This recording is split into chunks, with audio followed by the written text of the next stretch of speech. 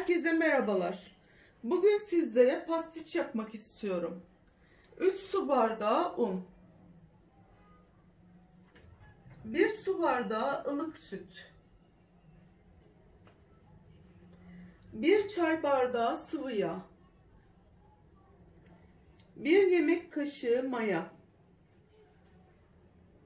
İsterseniz toz maya yerine yaş maya da kullanabilirsiniz. 4 yemek kaşığı toz şeker, 1 paket kakao, 1 avuç içi ceviz, 1 avuç kırık fındık, 1 yemek kaşığı kuru üzüm, 1 paket vanilin, 1 çay kaşığı tarçın, 1 tutam tuz, 1 yemek kaşığı susam, bayatlamış kek, kurabiye, çörek.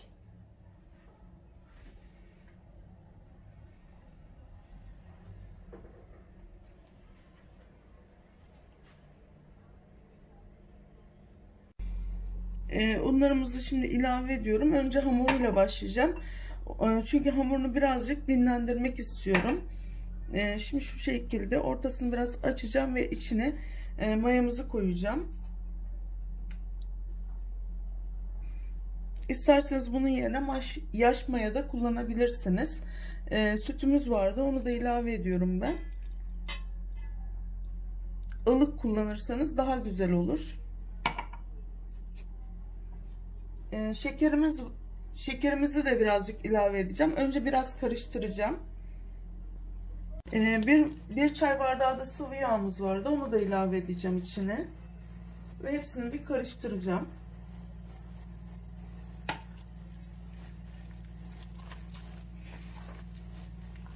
Bir de tuzumuz vardı. Çok az bir tuz. Onu da içine ilave ediyorum. Biraz da şeker ilave edeceğim. Çünkü mayanın fermente olması için şeker de gerekli olan bir malzeme. Hem de hamurun biraz tatlı olmasını istiyorum. O yüzden şekeri de ilave ettim. Şimdi bir güzel, hem ılık olduğu için çok güzel bir şekilde şeker de içinde güzel bir şekilde olacak. Böyle birazcık bunu yoğuracağım ve dinlenmeye bırakacağım.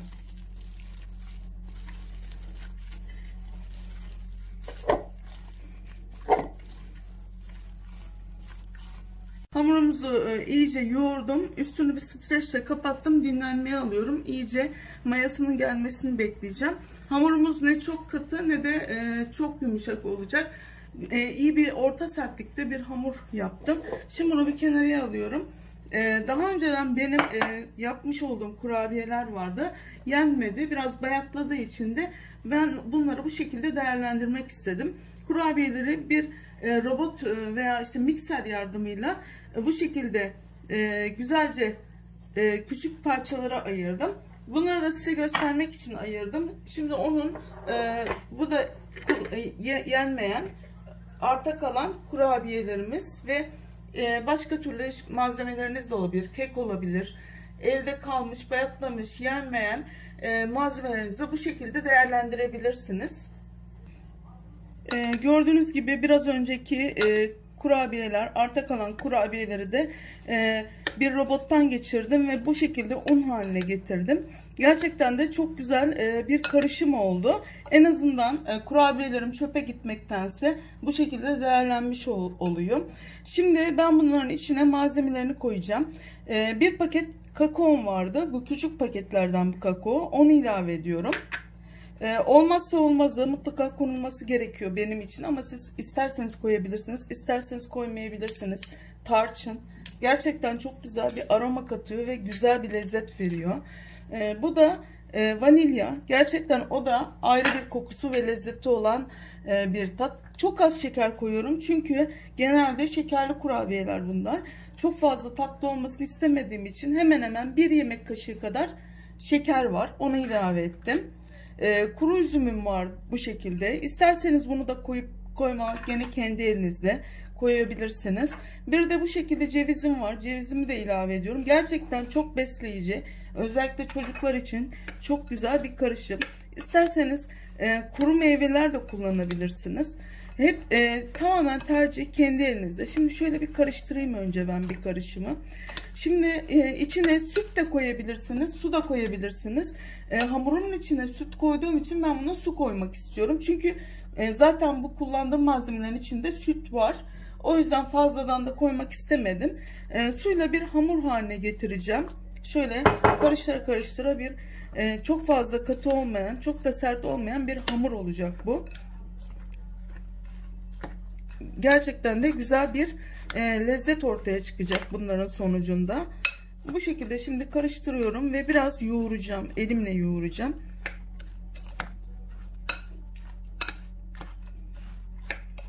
Görüyorsunuz iç malzemesinin güzelliğini, gerçekten harika.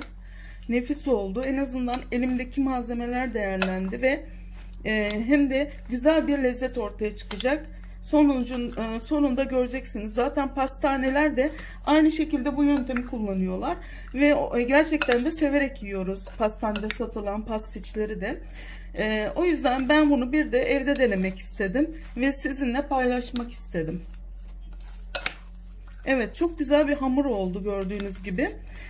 Artık hamurumuzu açıp artık bu iç harçla birleştirme zamanı. Pişince zaten bu ıslaklık kalmayacak. Çok güzel bir lezzet ortaya çıkacak. Şimdi ilk başta söylemeyi unuttum ben. 2 tane yumurtamız vardı. 2 tane yumurtayı şöyle kullanacağım. İçini bunun içine koyacağım. Sarısını da üstüne sürmek için ayırdım. 2 tane yumurtanın beyazını şimdi bunun içine ilave ediyorum. Bir de bu şekilde karıştıracağım. Ama tarifimin içinde mutlaka yazacak bu. Ve gerçekten de bu yumurta da buna ayrı bir lezzet verecek.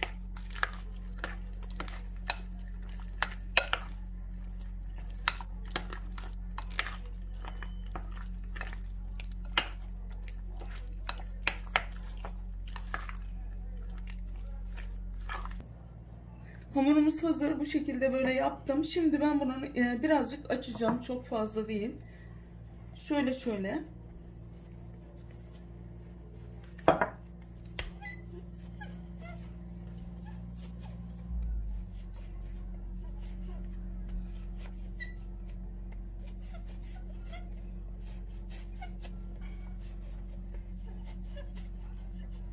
Evet.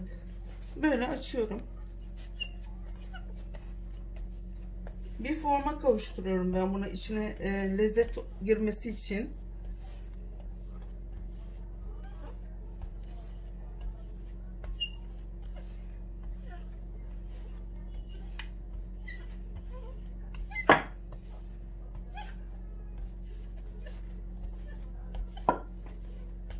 Evet, gerçekten de şekil bu şekilde olması gerekiyor. Çünkü içine yaptığım iç harcı o şekilde yerleştireceğim. Evet, gördüğünüz gibi bu şekilde böyle açtım, incelttim.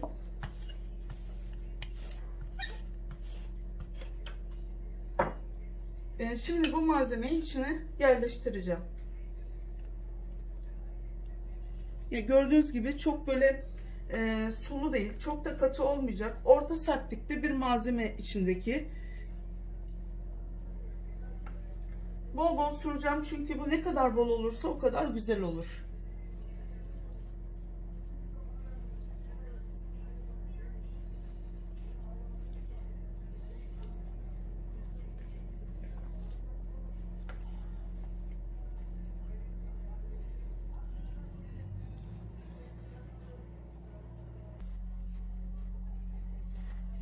Bu şekilde böyle katlayacağım.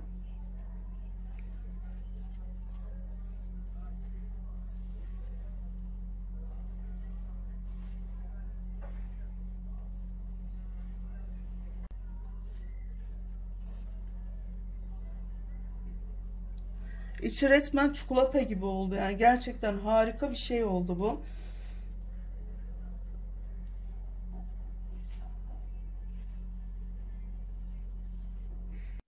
Şimdi her şeyimiz hazır. İçine artık malzemeyi de sürdüm. Demin gösterdiğim gibi kapattım ve birazcık uzattım merdane yöntemiyle. Merdanenin üstüne gezdirerek uzattım. Şimdi artık bunu tepsimize yerleştirme zamanı, artık pişirme zamanı. 2 tane yumurtanın sarısı vardı. Şimdi onları üstüne sürüyorum. Gerçekten de görüntü olarak şu anda çok güzel. Pişince daha da güzel olacak ve sonucu size göstereceğim nasıl olduğunu. Müthiş bir tat olacak ve içini isterseniz daha katı yapabilirdiniz ama ben böyle biraz daha ıslak olmasını daha çok seviyorum pastişte. Çok sert olduğu zaman içi lastik gibi hissediyorum, yani o yüzden de biraz içini böyle sıvı tuttum. Zaten o pişerken toplanacak ve böyle içi yumuşacık, çok güzel bir lezzet olacak. Sarılarını sürdüm, bir şekil vermek istiyorum ben. Şöyle yapabilirsiniz. Şöyle. Bu da güzel bir görüntü verecek üstüne.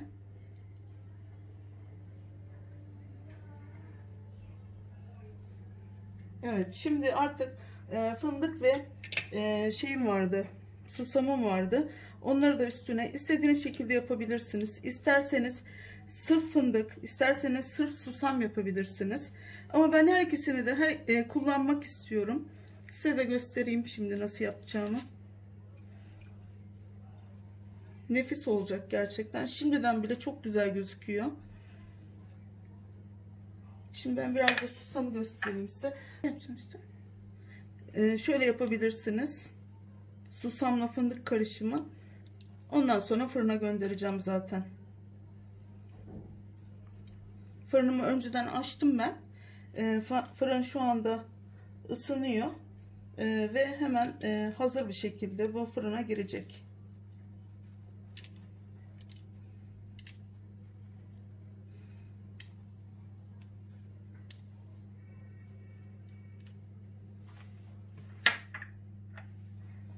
Fındık da ilave edeceğim. Fındık gerçekten ayrı bir tat veriyor. İçi cevizli, üstü fındıklı, çok besleyici bir tarif oldu. Çocuklarınız çok severek yiyebilir. Misafirlerinize güzel bir sunum olabilir. Denerseniz çok güzel olur yani. Şimdi fırına girme zamanı artık.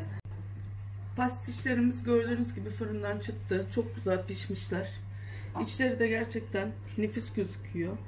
Dışı da öylesine çok güzel olmuş. Bu tarifi denemenizi tavsiye ederim. Çocuklarınıza bu lezzeti tattırmanızı tavsiye ediyorum. Kanalımızı takip etmeyi, yorum atmayı ve beğeni atmayı lütfen unutmayın. Desteklerinizi bekliyorum. Afiyet olsun.